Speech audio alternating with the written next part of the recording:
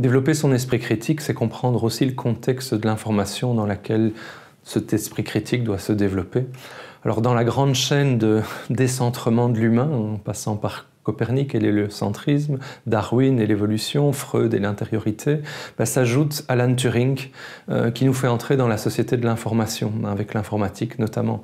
Et ce nouveau contexte technologique pour l'information, il est capital pour comprendre dans quel jeu nous jouons cette critique dont nous parlons tout au long de ce cours. Serge Tisseron parle de 8 nouvelles possibilités qu'offre Internet à l'humain. L'universalité est la première, tout message peut être adressé au monde entier. L'immédiateté, le désir de pouvoir joindre nos interlocuteurs et être joints par eux en tout lieu et à tout moment. Troisième, l'anonymat et l'interchangeabilité. Les possibilités d'anonymat sont exploitées pour se construire une identité fictive.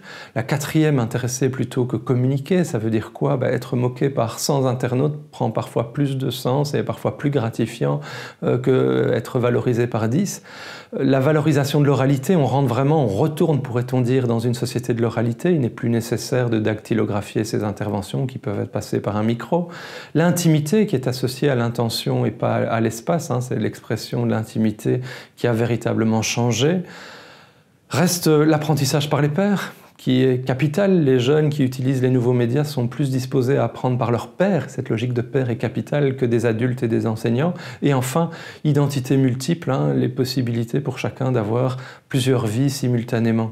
Alors, ce contexte de l'information, ces transformations que permet Internet, il faut les comprendre dans une évolution progressive. Au tout début d'Internet, dans les années 90, le Web 1.0 était informatif et passif. C'était un stock d'informations. Le Web 2.0, dans les années 2000, devient interactif et développe la sociabilité. Et enfin, à partir de 2010 et suivant, le Web 3.0 est collaboratif et mobile. Sont associés à cela 3 générations de supports. Pour le Web 1.0, c'était le PC de bureau essentiellement, qui était en partie partageable par plusieurs individus.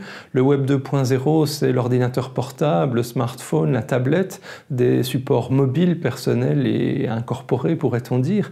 Et enfin, le Web 3.0, c'est des objets connectés, autonomes, qui vont pouvoir communiquer avec nous sans que nous sachions parfois que c'est une intelligence artificielle et pas des humains.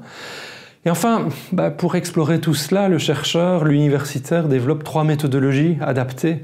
Pour le Web 1.0, c'est surtout de l'analyse de contenu, qualitative ou quantitative, puisque c'est un stock d'informations qui nous est donné. Pour le Web 2.0, c'est l'analyse de contenu qualitative, mais aussi plutôt des ethnographies, du travail en profondeur, de l'accompagnement avec de l'analyse de réseau également. Et pour le Web 3.0, l'analyse des réseaux et tout ce qui est de l'ordre du big data et de l'analyse croisée en fait des données disponibles.